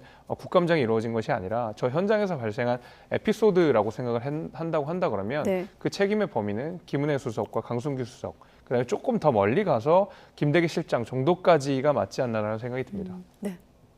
사실 뭐 저 메모가 웃기고 있네라는 저 메모가 이태원 참사와 관련된 진상규명에서 나왔다는 측면에서는 굉장히 안타깝습니다. 그리고 유가족들 입장에서 얼마나 많은 상처를 받으셨을지 뭐 제가 굳이 여기서 말하지 않더라도 많은 국민들이 다 아시리라 생각이 듭니다. 근데 저는 좀 다른 차원에서 얘기를 해보고 싶은 부분이 있는데요. 저것이 국감장이었고 의원들이 질의를 하던 장소에서 나온 말이 웃기고 있네였습니다. 네. 사실 제가 가장 우려되는 지점은 대통령실이 국회를 바라보는 시각 또는 국회에서 더 좁혀서 협치의 대상이라고 하고 있는 그 야당에 대한 시각이 사실은 저런 최소한의 존중도 없는 시각은 있었던 것은 아닌지 그 태도의 측면이 참 많이 우려되는 지점입니다. 네. 만약에 대통령실에서 야당에 대해서 최소한의 존중도 없는 그런 식으로 바라보고 계신다고 한다면 앞으로 국회에서 이런 여소야도 국면에서 어떤 협치를 할 수 있으며 어떻게 전국 국정을 이끌어 나갈 수 있을지에 대해서 굉장히 좀 우려스럽고요. 네. 지금 여야 간의 좀 어떤 정쟁이나 어떤 갈등이 또 극한으로 또 대립되고 있는 상황이기 때문에 더더군다나 협치와 통합의 이런 메시지가 중요한데 그런 국감장에서 나오는 웃기고 있네라는 얘기와 그리고 사적 발언이었다라는 이제 해명 같은 것들이 국민들의 입장에서 납득이 될지 그리고 야당의 의원들의 입장에서 납득이 될지를 한번 생각해 보셨으면 좋겠습니다. 그렇기 때문에 지금 국회 모욕죄로 고소해야 된다, 고발해야 된다라는 얘기들이 또 나오고 있거든요. 네. 저는 충분히 그 해당 법조항에도 가능하기 때문에 고발이나 법적 조치도 검토해 볼 만하다라는 생각이 듭니다. 네. 이 문제는 이 정도로 짚기로 하고 참사 진상 규명을 위한 국정조사와 관련된 야당의 움직임과는 별도로 희생자분들의 명단을 공개할지 말지를 놓고 좀 여야 신경전이 번지고 있거든요. 여기에 또 이재명 대표까지 발언을 얹었는데 그 의도와 맥락은 좀 어떻게 볼 수 있을까요? 글쎄요, 저는 사실은 뭐 다분히 이것은 정치적인 목적이다라고 볼 수밖에 없을 것 같습니다. 저는 지금 상황에서 왜 이 희생자들의 명단을 공개를 해야 되는지, 심지어 사진과 이름까지 공개해야 되는지, 사실 그 납득이 잘 안 됩니다. 왜냐하면 이번 그 이태원 참사 같은 경우에는 조금 특이한 것이 뭐냐면 다른 그전의 참사와는 좀 다르게 희생자들에 대한 조롱 이런 것들이 있었거든요. 그들이 나갔기 때문에 잘못한 거다. 오히려 희생자들에게 책임을 전가하는 듯한 일부 언론의 발언도 있었고요. 네. 몇몇 사람들의 이런 부적절한 발언들, 몰상식한 발언들이 있었거든요. 그런 상황 속에서 저는 이런 명단과 얼굴까지 공개하는 것이 이 2차 가해 내지는 3차 가해로서 이어질 수 있다라는 심각한 우려가 듭니다. 그런 의미에서 야당이 지금 굉장히 좀 배려심이 없는, 그다음에 이 유가족에 대한 헤아림이 없는 그런 정치적 주장들을 하고 있다라고 생각이 되고 과거의 세월호 이야기를 자꾸 꺼내면서 네. 세월호 때는 명단 공개하지 않았느냐라고 주장을 하고 있는데 세월호 때는 사실은 이제 실종자들이 누구인지 파악조차 되지 않은 상황이 굉장히 긴 시간 동안 유지가 됐고 네. 배를 인양하는 데도 상당 부분 시간이 걸렸습니다. 그러다 보니까 불가피하게 어떤 분들이 지금 실종이 되어 있고 어떤 분이 사망했는지 알려줘야 될 필요성이 당시 정부에는 있었는데 네. 이번 사건 같은 경우에는 세월호와 질적으로 아예 다른 사건이거든요. 저는 그런 의미에서 지금 야당이 이번 그 이태원 참사를 바라보는 시선이 다분히 정치적이다라는 비판을 할 수밖에 없을 것 같습니다. 사실 위원장님께서 말씀 주시는 그 이번 이태원 참사의 뭐 유족들이나 또 희생자분들의 명예를 훼손할 수 있는 우려가 있지 않냐라는 부분에는 저도 전적으로 공감합니다. 네. 당연히 모든 거는 유가족들과 그리고 희생자 입장을 생각해야 되면 당연합니다. 근데 일단 민주당에서 얘기하고 있는 이름이나 사진, 뭐 사연 공개는요, 당연히 유가족들의 동의를 전제로 하는 얘기입니다. 네. 그리고 저도 얼마 전에 외신을 통해서 그 희생자들의 어떤 이름이라든지 뭐 사진이라든지 사연이 공개되는 그 외신들을 한번 본 적이 있는데요. 그 사연들을 읽고 그 희생되신 분들, 돌아가신 분들의 사진을 보니까 정말 이웃에 있을 수 있고 그리고 너무나 젊고 가까운 곳에 계셨던 분들이 평범하게 살아가시다가 돌아가셨다는 사실에 이 슬픔이 더 와닿고 진상규명이 철저히 필요하다라는 생각이 들었던 부분들도 있거든요. 네. 그리고 또 이현주 전 국민의힘 의원께서도 지금 뭐 SNS를 통해서 희생자 이름이나 사진들 그리고 이게 다 공개가 됐더라면 과연 김은혜 수석이 웃기게 웃네 이런 말을 할 수가 있었겠느냐라는 문제 제기도 나오더라고요. 네. 그런 측면에서 유가족들을 좀 더 위한다는 차원에서 나오는 얘기이기 때문에 위원장님께서 말씀하시는 우려가 없게 당연히 진행이 돼야 될 것이라고 생각이 듭니다. 네, 유가족을 좀 애도하는 측면 말고 진상 규명과 좀 맞물려서 질문드리자면 이런 희생자 명단 공개는 어떤 논리가 또 있는 건가요? 민주당 왜냐하면 요구는? 진상 규명이라든지 아니면 책임을 문책하는 것이라든지 이런 것에 대해서 지금 정치인들만 계속 얘기를 하고 있는데요. 네. 유가족들의 목소리가 빠졌습니다. 저는 지금 들어야 되는 것은 유가족들의 이야기라고 생각합니다. 유가족들의 억울하신 스토리, 뭐 어떤 부분이 분노하셨는지 그리고 어떤 부분을 원하시는지 다시는 이런 일이 있지 않기 위해서 아들, 딸들의 희생을 이유로 재발 방지하기 위해 어떤 대책들을 원하시는지 유가족들의 이야기를 들어봐야 되거든요. 네. 그런데 지금 이름과 사진도 전혀 공개되지 않는다면 유가족들이 이 과정들, 진상 규명이나 앞으로의 재발 방지 대책을 세워가는 그 정치 과정 논의 속에서 유가족들의 목소리가 삭제될까 봐 저는 그것이 우려됩니다. 네, 한 30초밖에 시간이 없는데 짧게만 시간 드릴게요. 네. 글쎄요, 이제 유가족을 충분히 만나서 한 주장이라 그러면 네. 뭐 일견 납득이 될 만합니다. 그러나 아직까지는 사태 수습도 되지 않은 상황이고 이것이 지금 국정조사냐 아니면은 초동 수사에 협조를 해야 되느냐 여기에 대한 최소한의 합의도 되지 않은 상황에서 유가족의 입장을 벌써 모두 다 헤아린 것처럼 민주당이 지금 주장을 하고 있는 것이 사실은 납득되지 않거든요. 저는 그래서 상당 부분 유가족 분들을 만나게 되면 이거 명단 공개 안 했으면 좋겠다라고 하는 분들 굉장히 많을 거라고 생각합니다. 네. 그럼 유가족의 마음도 헤아리지 않은 상황에서 저는 정책 주장을 한다는 것이 저는 일단 납득되지 않고 오히려 이것이 2차, 3차 가요로 갈 수 있다라는 우려가 훨씬 더 크다라는 상황이라고 생각합니다. 네, 알겠습니다. 오늘은 두 분과 여기까지만 짚겠습니다. 네, 김재섭 당협위원장, 장현주 변호사 두 분과 함께했습니다. 고맙습니다. 네. 고맙습니다.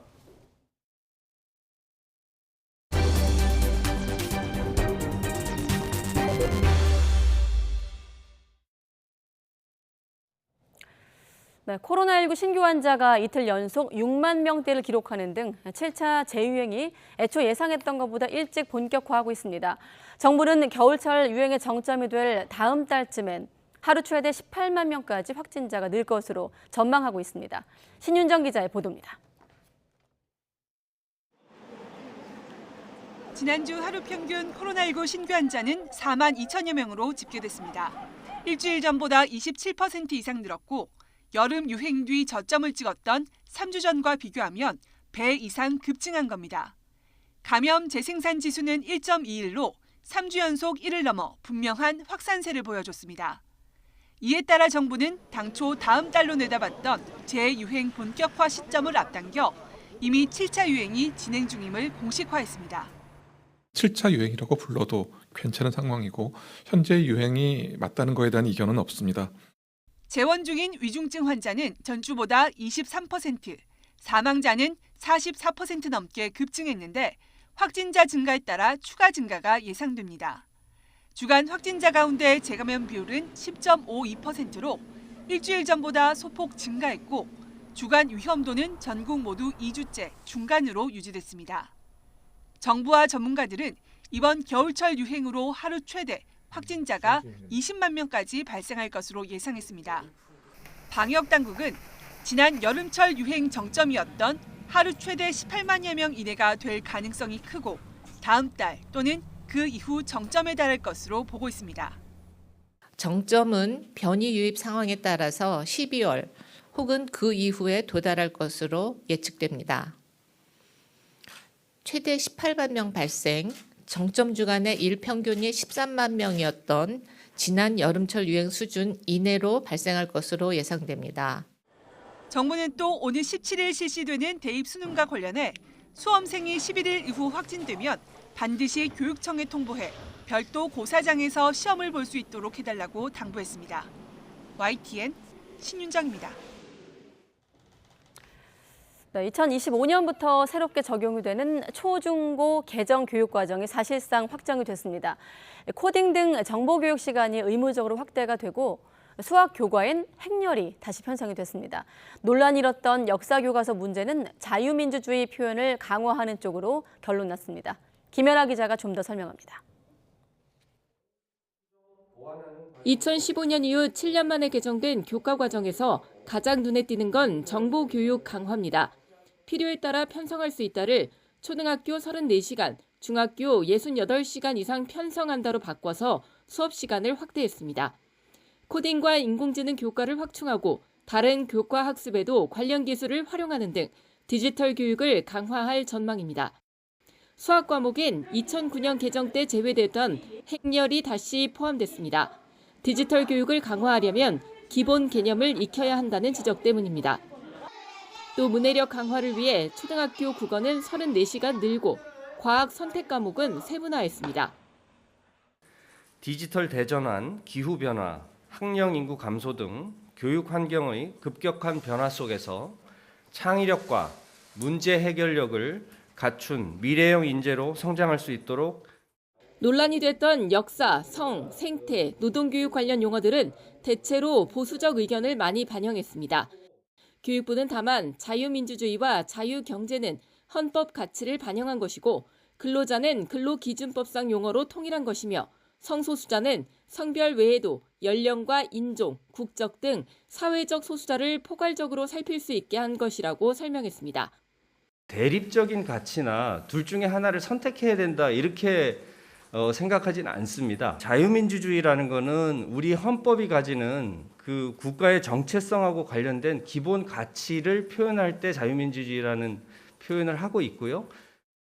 국악 홀대 논란을 불렀던 음악에선 현행 교육과정과 연계해 국악 성취 기준이 부활했고 이태원 참사와 관련해 안전교육 운영 강화 근거 조항을 신설하고 밀집 지역 안전교육도 체험 위주로 대폭 강화됐습니다.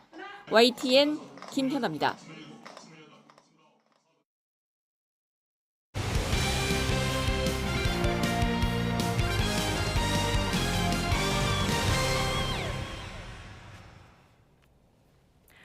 네, 프로야구 인천 연고구단이죠. SSG 랜더스가 키움을 꺾고 창단 2년 만에 한국 시리즈 우승에 성공했습니다. 구단의 적극적인 지원 속에 신구 선수가 똘똘 뭉쳐 일궈낸 성과였습니다. 구단주의 유별난 야구 사랑을 중심으로 혼연일체된 프런트와 선수들이 창단 2년밖에 안 된 팀을 절대 강자로 만들었습니다. 먼저 김상희 기자가 보도합니다. KBO 리그 40년 역사상 최초의 정규 시즌 와이어 투 와이어 우승에 이은 한국 시리즈 재패까지. SSG의 성공 비결 그 첫째는 열정과 투혼으로 서로의 부족함을 메워온 신구 조화였습니다. 40살 최고참 동갑내기 추신수와 김강민이 얼싸안고 쏟아낸 뜨거운 눈물은 얼마나 우승에 목말랐는지를 느끼게 합니다. 팀에 대한 이야기 그리고 팀에 대한 애착도가 높기 때문에 추신수 선수가 그런 쪽으로 저랑 이야기를 많이 하고 그래서 더 좀 많이 북받쳐 올랐던 것 같아요. 오늘 우승이. 시리즈 도중에 재계약을 통보할 정도로 구단에 믿음을 준 투수 출신 김원영 감독의 섬세한 마운드 운영과 맏형 리더십도 SSG를 강팀으로 만든 한 축입니다. 대단한 기록인데 그동안 선수들 많이 인내하고 거기에 맞춰서 또 코치들도 옆에서 많이 도와줘서 정말로 대기록을 세운 것 같습니다. SK 시절부터 선수들과 호흡을 함께 해온 민경삼 대표와 류성규 단장의 추신수, 김광현 영입, 시즌 중 부진한 외국인 선수에 대한 발빠르고도 성공적인 교체 등 숨은 조력도 큰 힘이 됐습니다. 여기에 선수와 시설에 아낌없이 투자하면서 SNS에서는 허물없이 소통하는 용진이 형, 정용진 구단주의 야구에 대한 진심은 우승 세리머니 현장에서 팬들이 구단주의 이름을 연호하는 새로운 문화도 탄생시켰습니다.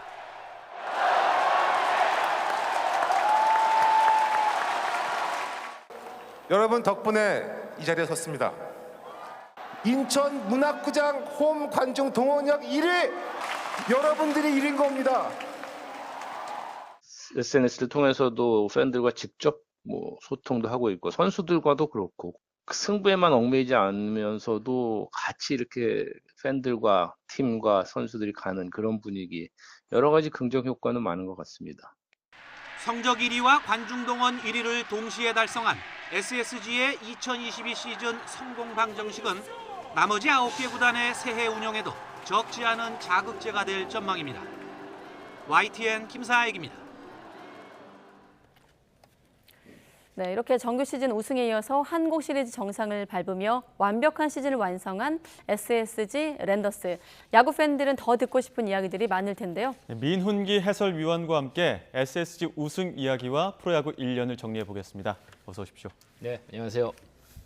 네, 저희 제목도 그렇고 왜 무결점 우승이라고 하는 건가요? 네, 랜더스가 시즌을 10연승으로 시작을 했고요. 네. 그 이후로 단 하루도 1위에서 밀려난 적이 없습니다. 그래서 정규 시즌 우승을 차지했고 그리고 또 한국 시리즈까지 통합 우승을 하면서 소위 이제 와이어 투 와이어 챔피언. 이 기록은 메이저리그에도 통산 5번밖에 없는 그런 완벽한 챔피언이거든요. 네. 예. 특히나 또 한국 시리즈 MVP 김광민 선수와 함께 돌아가겠는데 최초, 최고령 이런 또 기록들도 많이 세우지 않았습니까? 그렇죠. 김광민 선수가 사실은 올 시즌 백업 외야수, 대주자, 대수비 이런 지원 역할을 많이 해줬는데 저 본무대인 한국 시리즈에서는 1차전에서도 9회 대타로 동점 홈런을 때렸고요. 그리고 6차전 결정적으로 팀의 승리를 이끄는 9회 말 대타 3점 홈런. 정말 극적인 시리즈를 김광민이 장식을 하면서 MVP에 선정이 됐습니다. 네, 불혹의 짐승이 별명이죠. 불혹의 짐승 맏형 네. 김광민 선수. 또 40살 동갑내기 선수가 추신수 선수인데 우승이 확정되고 나서 운동장에서 얼싸안고 좋아하는 모습 또 눈에 띄었지만 왜 유독 또 눈물을 흘리더라고요. 눈물의 의미는 어떻게 해석할 수 있겠습니까? 이 두 선수가 82년생 동갑내기 굉장히 친한 친구거든요. 네. 근데 김광민 선수는 이제 커리어의 마지막에 왔는데 자신의 22년 커리어에서 끝내기 홈런을 친 게 처음이었는데 그게 한국 시리즈 우승 홈런이었고 또 추신수 선수는 메이저리그에서 맹활약을 했지만 월드 시리즈 우승이 한 번도 없었어요. 그런데 조국에 돌아와서 또 우승을 차지하면서 두 친구가 아주 감격의 눈물을 같이 흐르는 모습 인상적이었습니다. 불혹의 듀오가 그야말로 감격의 눈물을 흘리는 모습이었는데 이 부분 관련해서 김광민 선수가 인터뷰한 내용이 있습니다. 함께 듣고 오겠습니다. 네.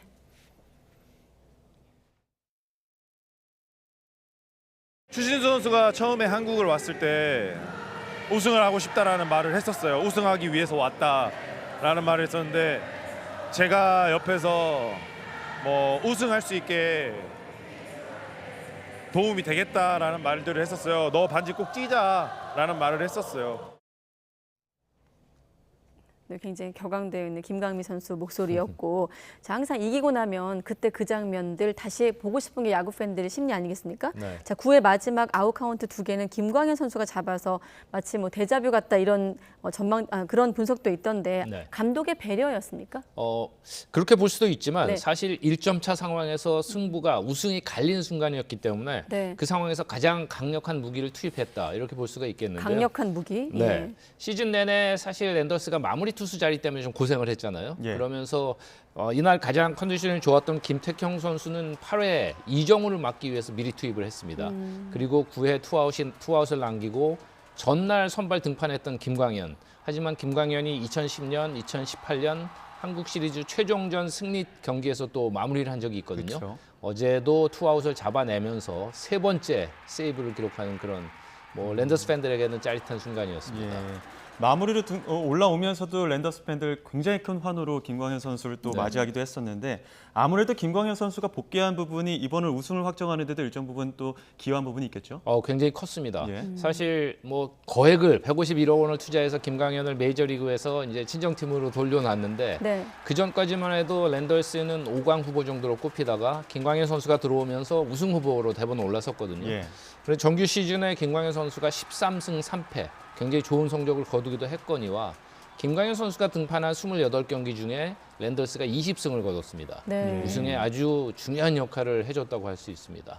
또 하나 역할을 했다면 결국 또 감독의 리더십일 텐데 네. 김원영 감독은 어떤 스타일의 감독인가요? 뭐 쉽게 얘기하면 외유 내강형이다 이렇게 딱 볼 수가 있는데요. 네. 굉장히 평소에 미소도 잘 짓고 선수들에게도 편안하게 다가가는 그런 감독인데 일단 공사 구분이 확실하고 또 코치들에게 분업을 정확히 시키면서도 상당히 엄격한 또 감독으로 알려져 있거든요. 올 시즌 랜더스도 사실 위기가 뭐 긴 시즌에 몇 차례 있었는데 네. 김원영 감독의 뚝심도 그것을 넘어서는데 분명히 역할을 했습니다. 위기 극복하는데 감독의 뚝심 말고 또 어떤 점들이 있었습니까? 일단은 뭐 그 네. 선수들이 젊은 선수들과 베테랑들의 조화 이런 것도 굉장히 중요하고요. 예. 또 투수진이나 전체적으로 이기겠다는 의지 이런 부분이 중요했는데 시즌 내내 그 부분은 정말 좋았습니다. 예. 한국 시리즈 우승 못하면 김원영 감독 재계약 실패할 수 있다 이런 루머가 돌기도 했었는데 네. 이런 루머를 바로 깨듯이 파격적으로 또 재계약을 했습니다. 네. 이 부분도 일정 부분 또 역할을 하지 않겠습니까? 네, 사실 시리즈 중간에 갑자기 발표를 했거든요. 예. 네. 그래서 일각에서는 야, 이 히어로즈가 맹추격을 하니까 수뇌부가 초조해진 거 아니냐 뭐 이런 분석도 나오긴 했는데 네. 결과적으로는 뭐 재계약은 정해진 수순이었다고 보이고 감독과 팀 분위기에 힘을 실어주기 위해서 그렇죠. 전격 발표를 했고 네. 해피엔딩으로 끝났죠. 우승으로. 예. 이런 형태의 재계약은 뭐 결과론적인 얘기일 수도 있겠습니다만 다른 구단에서도 좀 벤치마킹 할 수도 있지 않을까 이런 생각도 들어요. 보통 이제 시리즈 전이나 이럴 때 가끔 충격적으로 해주는 경우는 가끔 있었어요. 그런데 네. 이렇게 중간에 발표한 건 처음이었습니다. 네, 알겠습니다. 자, 그럼 여기서 감독의 우승 소감, 김원영 감독 목소리도 잠깐 들어보겠습니다. 고참 선수들이 없었으면 2년 동안이나 시간이 너무 힘들었을 것 같아요. 감독이 못한 그런 어려운 역할들을 많이 해줘서 2년 동안 그 팀이 잘 돌아갔다고 저는 생각되고 지금 이 자리를 빌어서 또 고참들 다시 한번 감사드립니다. 네, 아까 잠깐 말씀하셨는데 고참을 지금 감독도 언급을 했거든요. 네네. 고참 좀 더 설명해 주세요. 역시 이 베테랑들의 힘이라는 것이 팀이 흔들릴 때 발휘를 하게 되거든요. 예. 그리고 네. 큰 경기, 중요한 경기에서 아무래도 젊은 선수들은 뭔가 잘하려고 하다가 그르치는 경우가 많은데 예. 많은 경험을 쌓았던 베테랑들이 그런 걸 잡아주는 역할을 하기 때문에 그런 역할들이 SSG에서는 뭐 추신수, 김강민뿐 아니라 한일섬이라던가 여러 선수들, 최정이라던가 그런 역할들을 해준 선수들이 많았습니다. 선수나 감독도 각자의 자리에서 활약을 했겠습니다만 SSG 프런트도 숨은 활약을 했다. 우승 전부터 우승 조각을 모았다. 이런 이야기도 하더라고요. 네. 어떻게 팀을 꾸려주느냐는 예. 이제 프론트의 역할이잖아요. 네. 그런데 민경삼 사장 같은 경우에 프로 선수 출신인데다가 프론트 단장을 거쳐서 사장이 됐고요. 예. 류성기호 단장도 정말 프런트 말단부터 잔뼈가 굵은 그런 두 분인데 이 두 사람이 SK 와이번스 시절부터 호흡을 같이 맞췄습니다. 예. 그렇기 때문에 오랜 그 기간 랜더스 팀의 방향성이라던가 또 앞으로의 지속성 이런 걸 끌어가는데 호흡이 굉장히 잘 맞았고요. 또 프론트의 역할을 뭐 자신들의 역할을 할 수 있도록 그대로 책임을 맡긴 구단에서의 역할 이런 여러 가지가 조화가 네. 잘 됐습니다. 그리고 네. 용진이 형. 제가 네. 부르는 물론 호칭은 아닙니다. 팬들 사이에서 부르는 호칭. 정용진 구단주에 대한 얘기인데 사실 아까도 리포트 안에 있었습니다만 세리머니 현장에서 구단주 이름 연호하는 것도 좀 이례적이긴 합니다. 그렇죠. 어떤 역할을 했습니까? 야구계에서 어떻게 보면 처음 보는 새로운 유형의 구단주라고 할 수가 있는데 전폭적인 어쨌든 구단주의 지원이 선수단은 물론이고 또 팬들과도 상당히 적극적으로 또 소통을 하는 그런 모습이 많이 나왔고요. 네. 그러다 보니까 팬들의 관심이나 이런 걸 끌어모으는데도 구단주의 역할이 또 있었고 네. FA를 앞둔 선수들, 뭐 한유섬이나 박종훈, 문승원 이런 선수들에게 전격적으로 미리 장기 계약을 해준 점 이런 것은 이제 프로야구의 어떤 트렌드로 다른 팀에서도 그걸 따라하는 그런 전례까지 만들었고 10개 구단 중에 올해 랜더스가 98만 명이 넘는 홈구장으로 1위를 차지했거든요. 그만큼 홈팬들을 많이 모은 데는 우선은 팀에 많은 승리를 거두었고 우승을 했지만 이런 구단주의 적극적인 소통과 지원 이런 부분도 분명히 역할이 있었습니다. 이런 구단주 적극적인 어떤 이를테면 개입 역할이 일반적으로는 어떻습니까? 일반적으로는 좀 선수 입장에서는 좀 부담스러울 수도 있을 것 같아요. 새로 보는 유형이라고 아까 말씀을 드렸는데 그렇기 때문에 선수들도 생소할 수 있었는데 뭐 격의 없이 같이 식사를 한다든가 초대를 해서 뭐 저녁 만들어준다든가 볼 수 없었던 그런 장면들이 갈수록 선수들이 점점 편안해하는 것 같고 팬들에게도 굉장히 친근하게 다가갔던 그런 모습이었던 것 같습니다. 팬들 사이에서는 세상에 없던 구단주가 나왔다 이렇게 얘기를 하기도 했었는데 선수 연봉 지출도 구단 중에는 가장 높았고 시설 투자 입장에서도 MLB급 클럽하우스를 지었다 이렇게 하면서 시설과 어떤 선수들의 투자도 엄청나지 않았습니까? 그렇죠. 제가 메이저리그 취재를 오래 했었는데 특파원으로 갔다 와서 한국 야구장을 다시 오랜만에 보면서 가장 놀라웠던 부분은 사실 클럽하우스를 비롯해서 시설이었습니다. 선수들이 경기를 준비하고 또 경기 후에 치료를 받고 휴식을 취하고 하는데 가장 중요한 부분인데 너무 소홀했고 심지어는 원정팀 같은 경우는 뭐 클럽하우스가 제대로 준비도 안 된 경우도 있었는데 랜더스 같은 경우에 팀이 이제 새 팀이 되면서 40억을 투자를 했거든요. 그래서 메이저리그의 비견에도 뭐 손색이 없을 정도로 뭐 트레이닝실이라든가 또 클럽하우스 선수들의 휴식 공간 이런 거를 제대로 만들어 놨기 때문에 그게 경기력 향상에는 분명히 연결이 됐습니다. 그리고 준우승을 한 키움 얘기도 좀 해보겠습니다. 우승은 창단 후 첫 우승은 놓쳤지만 투혼을 보여주지 않았습니까? 어떻게 평가하십니까? 사실 올 시즌을 앞두고 뭐 저를 비롯해서 소위 야구 전문가들을 정말 무색하게 만든 팀이 바로 키움 히어로즈인데요. 작년 겨울 동안에 뭐 대표 선수였던 박병호 선수 FA로 떠나보냈고 조상우 마무리 투수 군입대하고 전력이 많이 약화될 것으로 보였기 때문에 5강도 버겁지 않겠나라는 예상이 많았거든요. 그렇지만 이정우 선수가 국내 최고 선수로 떠올랐고 안우진이 또 정말 에이스의 역할을 톡톡히 해주는 빠른 성장을 보이면서 올 시즌 최고의 돌풍을 일으킨 데다가 포스트 시즌까지 정말 멋진 모습을 보여준 팀이었습니다. 두 팀의 색깔이 다르지 않습니까? 전체 연봉으로만 따져도 200억대와 50억대여서 그야말로 호화 군단과 언더독의 대결이었다 이렇게 또 평가하기도 하더라고요. 뭐 지금 단적으로 말씀하셨는데 바로 그건데 최고 연봉 팀과 최저 연봉 팀의 싸움이었고 또 베테랑 팀과 젊은 팀의 싸움이었죠. 그런데 키움 히어로즈는 일단 그 젊은 선수들이 성장할 수 있는 전통이나 시스템 또 자유로운 분위기 이런 것이 잘 돼 있는 팀이고요. 그러면서 선수들이 젊음도 있겠지만 정말 투지 넘치는 그런 플레이로 포스트 시즌에서 무려 14경기를 치렀는데도 끝까지 최선을 다해서 싸우는 그런 모습은 팬들에게 상당히 인상적이었습니다. 자, 이 같은 분위기가 내년까지 갈 텐데 특히나 내년엔 이승엽, 박진만, 염경엽까지 거물급 사령탑으로 좀 재미가 더해질 것 같아요. 야구 팬들 입장에서는 어떻게 전망하십니까? 뭐 스타 플레이어, 슈퍼스타였던 이승엽이나 또 국민 유격수 박진만 감독의 이제 가세 그리고 한국 시리즈로 팀을 이끌었던 염경엽 감독의 뭐 컴백 이런 것들이 또 다른 그 흥미거리, 팬들에게는 관심거리로 등장을 할 테고요.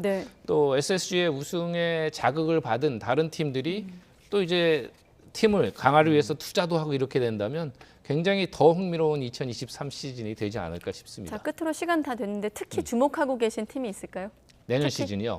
내년 시즌은 정말 여러 팀이 눈길을 끄는데 두산 베어스의 이승엽 감독, 또 LG는 최고 인기 팀인데 또 사령탑이 염경엽 감독을 바뀌었잖아요. 그리고 과연 랜더스가 2연패에 도전할 수 있을까?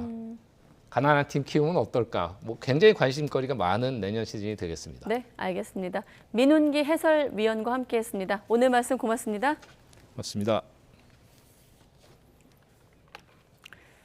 네, 그리고 사흘간 잠시 숨을 돌린 프로농구 정규리그가 내일부터 다시 열전에 돌입합니다. 시즌 초반은 우승 후보로 지목됐던 팀들이 약속이나 한 듯 하위권으로 추락한 그야말로 혼돈의 코트였습니다. 허재원 기자가 보도합니다. 대구 한국가스공사가 강력한 우승 후보일지 않을까. SK라고 생각합니다. KT라고 좀 생각을 하고 있는데요.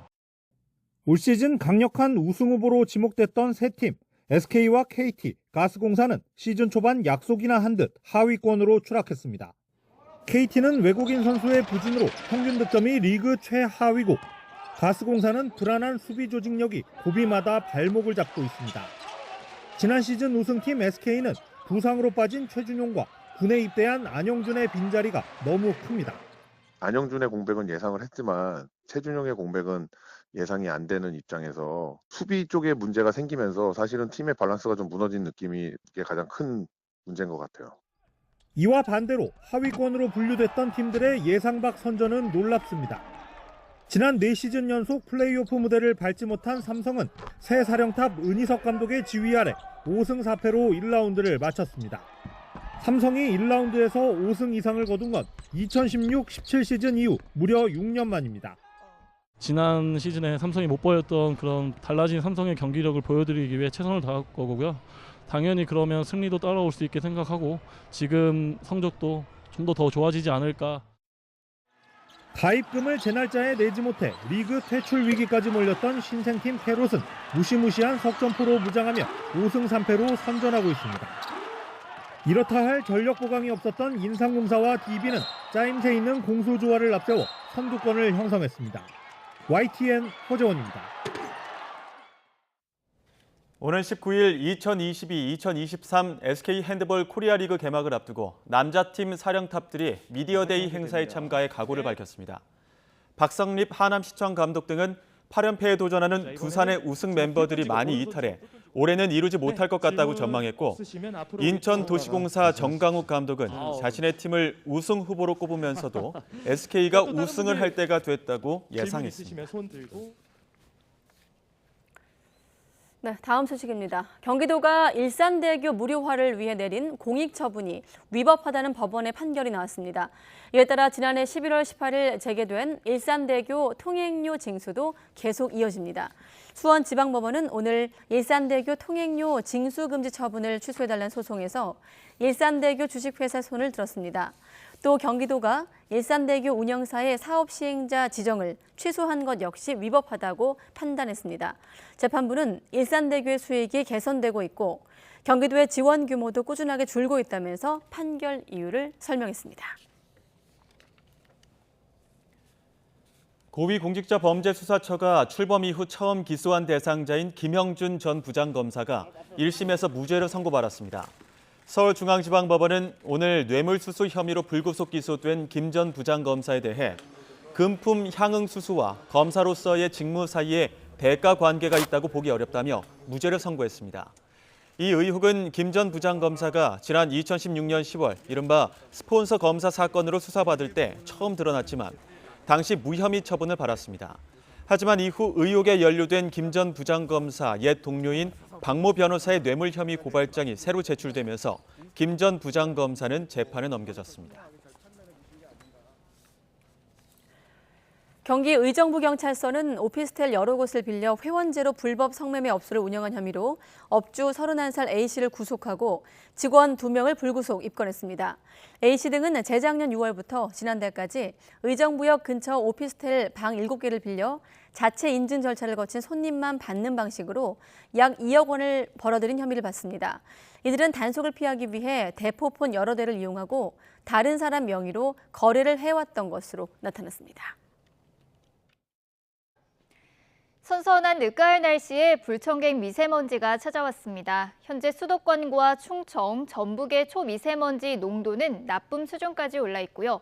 특히 경기 남부에는 초미세먼지 주의보까지 내려져 있습니다. 내일도 중서부와 전북 지방은 종일 공기가 탁하겠고요. 광주와 대구도 오전 한때 먼지 농도가 짙게 나타날 수 있겠습니다. 내일 내륙지방은 구름만 간간히 지나겠지만 제주도에는 내일 새벽부터 모레 새벽까지 5에서 20mm가량의 비가 오락가락 이어지겠습니다. 내일 아침 기온은 오늘보다 1도에서 많게는 6도가량이 높아지겠습니다. 내일 서울의 아침 기온 9도, 대전은 6도, 대구는 7도, 울산은 9도로 출발하겠고요. 낮 기온도 오늘보다 1, 2도가량이 높아서 온화하겠습니다. 내일 서울의 한낮 기온은 19도, 대전과 대구는 20도, 광주와 부산은 22도 선까지 크게 오르겠습니다.